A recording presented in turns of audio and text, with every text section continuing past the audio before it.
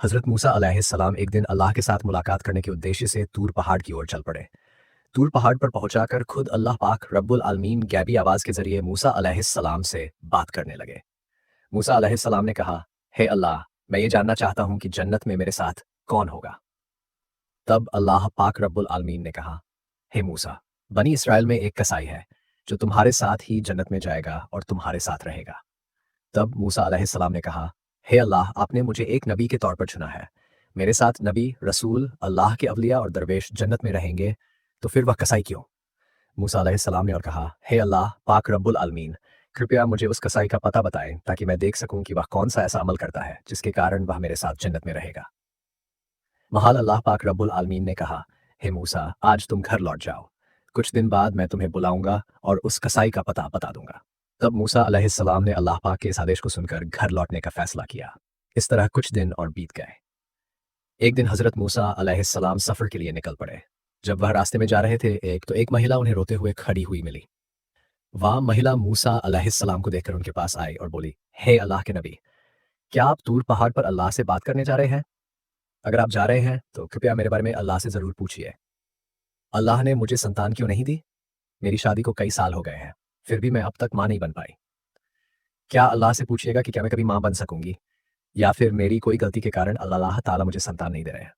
मूसा अलैहिस्सलाम ने कहा, ठीक है, मैं अल्लाह पाक रब्बुल आलमीन से जरूर पूछूंगा। फिर महिला वहां से चली गई।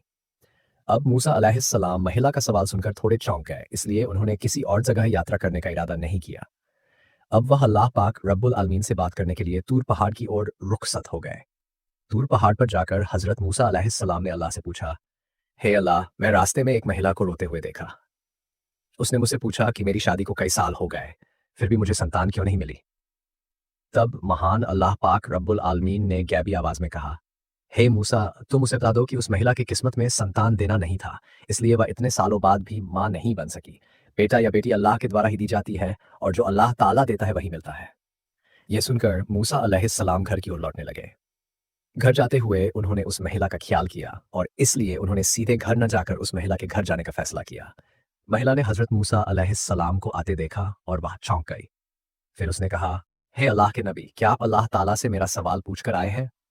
महिला की बात सुनकर मूसा अलैहिस्सलाम ने कहा, महान अल्लाह ताला ने कहा है कि तुम्हारे किस्मत में संतान नहीं दी गई, इसलिए तुम कभी भी मां नहीं बन सकोगी।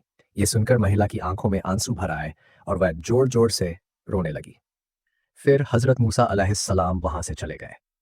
कुछ समय बाद एक अल्लाह वाला बुजुर्ग फकीर उस महिला के घर आया और बोला, क्या घर में कोई है?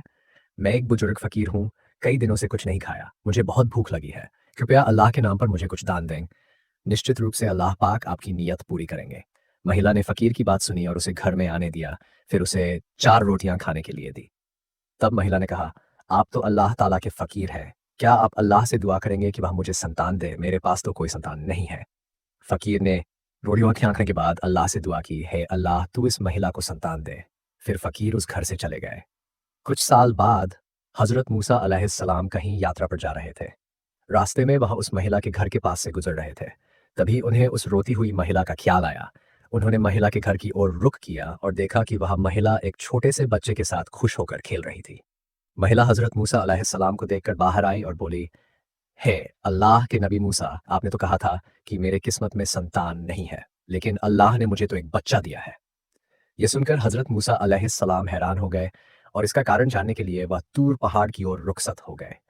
तूर पहाड़ पर जाकर उन्होंने अल्लाह से पूछा, हे अल्लाह, आपने तो कहा था कि उस महिला की किस्मत में संतान नहीं है, लेकिन आज मैंने देखा कि वह खुशी से बच्चे के साथ खेल रही है। इसका कारण क्या है? महान अल्लाह ने गैबी आवाज में कहा, हे मूसा, तुम इस सवाल का जवाब जानना चाहते हो तो एक थाली में इंसान का मांस लेकर आओ, फिर तुम्हें इसका जवाब दिया जाएगा। यह आदेश सुनकर हजरत मूसा अलैहिस्सलाम एक थाली और छुरी लेकर लोगों के पास गए। उन्होंने कहा, है मेरी कौम के लोग, महान अल्लाह ने मुझे इंसान के मांस को लेकर आने का कहा है। क्या तुम में से कोई ऐसा है जो अपनी शरीर का मांस देगा? कोई भी राजी नहीं हुआ। सभी एक एक करके वहां से चले गए। हजरत मूसा अलैहिस्सलाम चिंतित होकर इधर उधर घूमने लगे। जब उन्हें कोई समाधान नहीं मिला तो वह घर की ओर लौटने लगे। अचानक एक बुजुर्ग फकीर ने उन्हें पीछे से आवाज दी, हे अल्लाह के नबी मूसा, तुम्हें इतना चिंतित क्यों देख रहा हूं? हजरत मूसा अलैहिस्सलाम ने कहा, महान अल्लाह ने मुझे इंसान के मांस को लेकर जाने का आदेश दिया है, लेकिन कोई भी अपने मांस को देने के लिए तैयार नहीं हुआ। सभी ने मुंह फेर लिया और चले गए। तब वह बुजुर्ग फकीर हजरत मूसा अलैहिस्सलाम की बात सुनते ही अपने पास से छुरी ले आए और अपने शरीर से थोड़ा मांस काटकर हजरत मूसा अलैहिस्सलाम को दे दिया और वहां से चले गए। ये देखकर हजरत मूसा अलैहिस्सलाम थोड़े हैरान हो गए।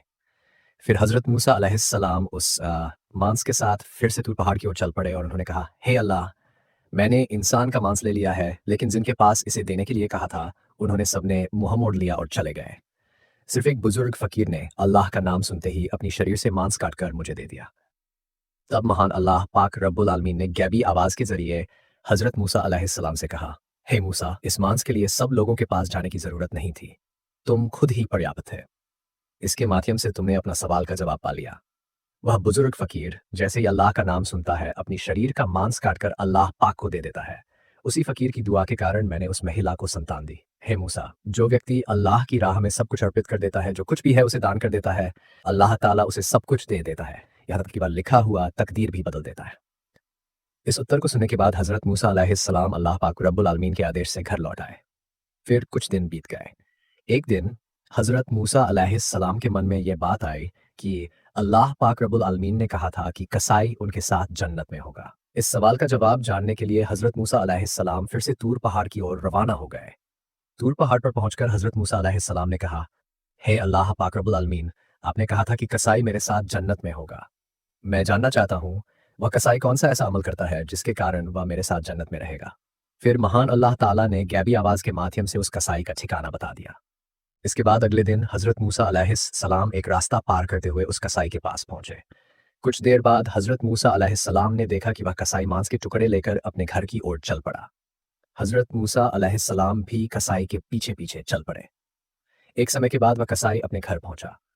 हजरत मूसा अलैहिस्सलाम दूर से उस घर को देख रहे थे, लेकिन उस दिन के लिए वह वहीं से लौट गए। अगले दिन हजरत मूसा अलैहिस्सलाम फिर से उस कसाई के घर गए और बोले, क्या घर में कोई है? मैं एक मुसाफिर हूँ। लेकिन घर से कोई जवाब नहीं आया। तब हजरत मूसा अलैहिस्सलाम ने सोचा कि शायद सच में घर में कोई नहीं है। इसके बाद हजरत मूसा अलैहिस्सलाम फिर से उस कसाई की दुकान पर पहुंचे। वहां से उन्होंने देखा कि जब कसाई मांस काटता है और एक अच्छे मांस का टुकड़ा अपने पास रखता है, तब एक ग्राहक आता है और कहता है, भाई, मुझे वो मांस का टुकड़ा दे दो जो तुम्हारे पास है, बदले में मैं तुम्हें ज्यादा दाम दूंगा। तब कसाई ने कहा, तुम चाहे जितना भी दाम दो, मैं वह मांस का टुकड़ा नहीं दूंगा। फिर कसाई ने कहा, यह मांस मैं अपने घर ले जाऊंगा। हजरत मूसा अलैहिस्सलाम ने मन में सोचा, घर में तो कोई नहीं है, तो कसाई क्यों मांस दे नहीं रहा है। फिर जब ग्राहक मांस लेकर चला गया, कसाई ने दुकान बंद कर दी और वह मांस का टुकड़ा एक बैग में डालकर अपने घर की ओर चल पड़ा।